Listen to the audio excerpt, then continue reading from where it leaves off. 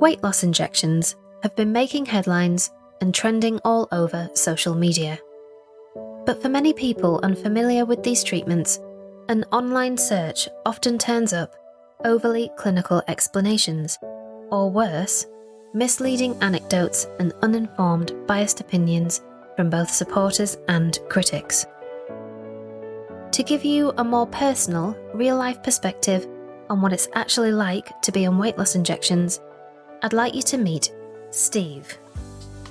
For the past 2 years, Steve has been taking tirzepatide, more commonly known as Mounjaro, a weekly injection that helps curb hunger and boosts feelings of fullness.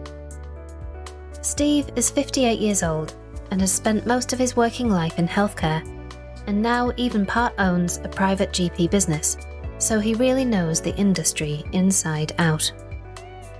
When he's not working, Steve is all about enjoying life. He loves travelling the world and indulging his passion for classic cars, of which he has quite a collection. He's also a big fan of eating out in nice places, something that naturally comes with his executive lifestyle and all the client meetings that go with it.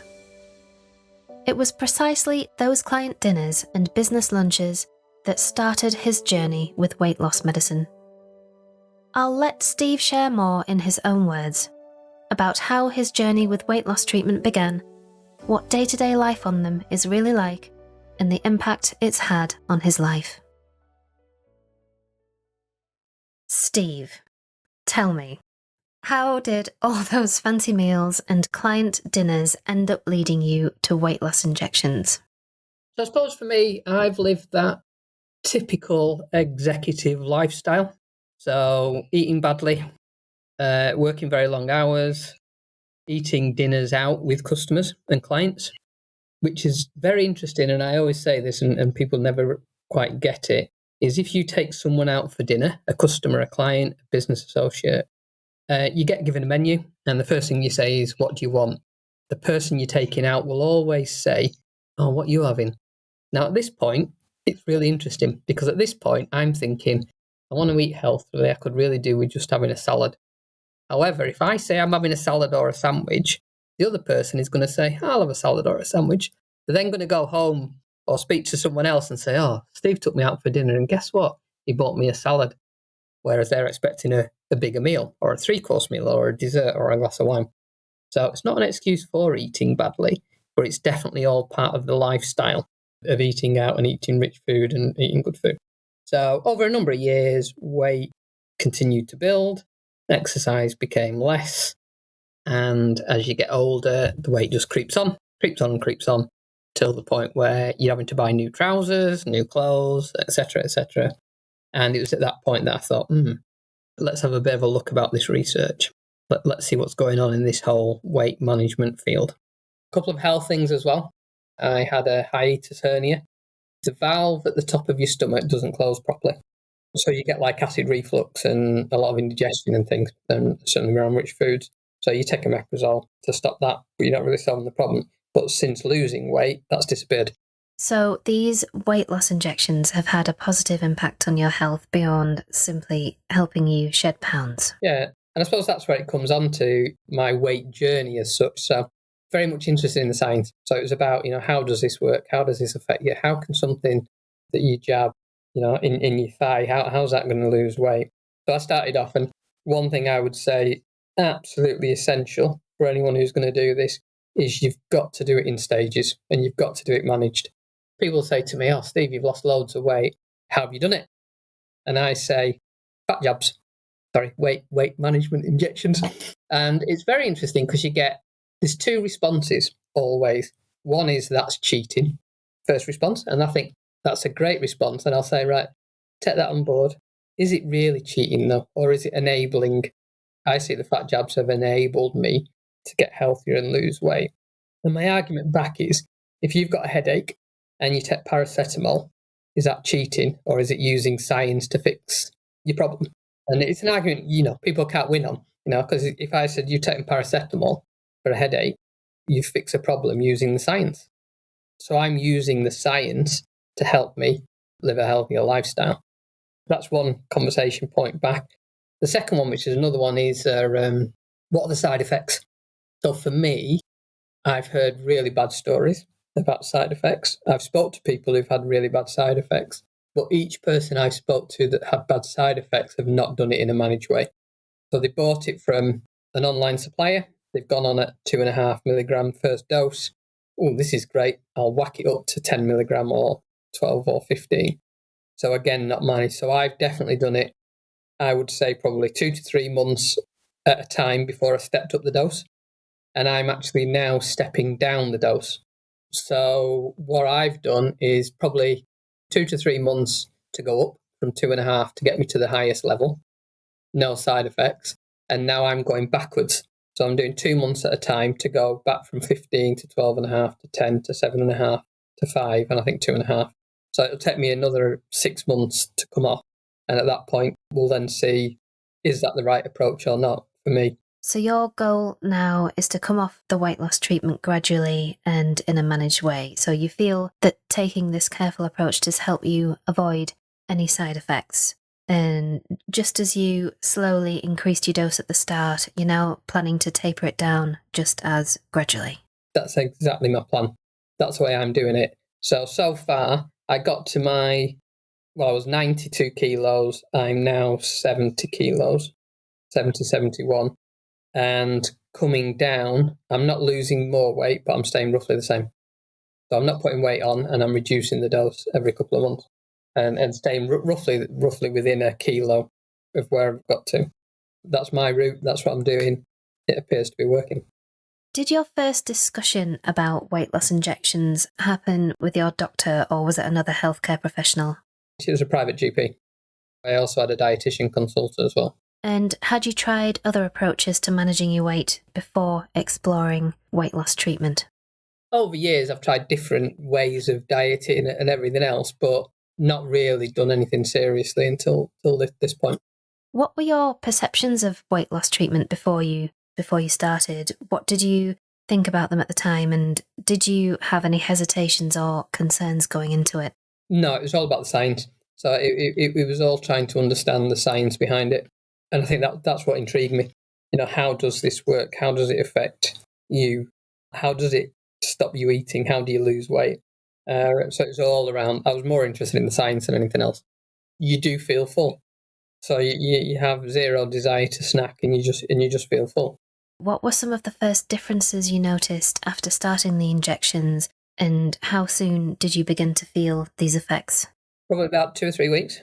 So a couple of weeks in, you start seeing that you just don't want a dessert. You don't want a full plate full of food is too much. And I think you then realise just how much food you do put as a portion in terms of how much you actually need. So you definitely feel like portion size less. Like I'd never drunk a lot of alcohol anyway, but your desire for alcohol disappears. So, a drink, there's definitely a reduction in your desire for alcohol as well as a side effect for me. Loads of people who I've spoken to also have that as a side effect, that they have no desire for alcohol. But you definitely lose the desire for alcohol. But I say, I'm not a great example of that because I never drunk a lot anyway. But I definitely have noticed that as well. Beyond feeling full, eating less and not really wanting alcohol, how did you start to feel physically as time went on? Did you begin to feel healthier in general? I think for me, look, I see the fat jabs, they are an enabler to a healthy lifestyle. So you can eat through them. You can still eat a massive meal and you can eat through it. So they don't stop you eating, and you can eat through it, and you feel a bit sick afterwards, but I've done it. I've overeaten on it and thought, that was a bit of a heavy meal I had last night or things. So you can eat through it. So it isn't a golden ticket by the fact that you can have the jabs and not lose weight because you can eat through it. So, it isn't a guaranteed. But for me, it enabled me, by losing weight, I then could start running again. So it was an enabler for more physical exercise. It enabled me to have a bit more energy, feel healthier. There's 20 kilos of weight I'm not carrying around with me anymore. I'd had some back problems. It allowed me to start doing yoga. So, there are a lot of positives out of the back of it. it was definitely looking for not to be the typical 58-year-old man with a beer belly, but not a beer belly, a food belly, and heading for all the heart issues and everything that comes back of it. So it was definitely about losing that round the waist fat. Alongside the treatment, were you advised to make any other changes, such as eating differently or exercising more? So yeah, had a dietitian appointment. So I spoke with a dietitian, trying to understand some of the foods that I ate. Things that I thought were quite healthy were not quite healthy, but that's typical of, again, my generation, looking at low fat and thinking that's good to eat. So there's a bit of an awareness with that. It was a good session, informative. I think it was within the first few weeks. I can imagine that starting weight loss treatment comes with plenty of information that helps you think more about what you're eating, not just for weight loss, but for your overall health too. Yeah, the thing you do struggle with more fatty foods. You have less desire for a steak, for instance. I've probably had one steak in the last 6 months, where a steak would normally be something I'd pick on a menu. So whereas now I'd quite happily pick something that's nice fish. You tend to think, oh, actually, I'm going to try that rather than that, because that doesn't come with chips, onion rings. The fish comes with boiled potatoes and everything else. I do think you get a better sense of taste as well. So I think that, again, you start to taste food better because you're not overeating portion size. If you ask my wife, she'll say I've become boring to eat with because I'll just have a main course because I've got no desire anymore. And there's been quite a lot of articles around this, that, especially in California, that restaurants now are being impacted through because of fat jobs. So they're saying now restaurants, the number of people, and I can't remember the stats, but there's an article I read where they were saying the number of people now that order a dessert in California is probably now 20% of what it used to be, because there's so many people in California on the fat jobs. And they were saying there's another restaurant in London that's going to be doing a menu specifically aimed at people on the fat jobs. So basically it's a smaller portion size starter and main course because people are eating less when they go out. Do you think they'll stop charging as much if the portions are smaller? No. There's an article, I forgot what it's called. It's about brand sizing, about, a Quality Street tin used to be like 2 kilos and it's now half a kilo. I can't remember the term around it, but there's a term around it. Going through this process, have you learned anything new about yourself, your body, or your habits? Has it changed the way you think about your health and how you look after yourself? Yes, I think is the answer.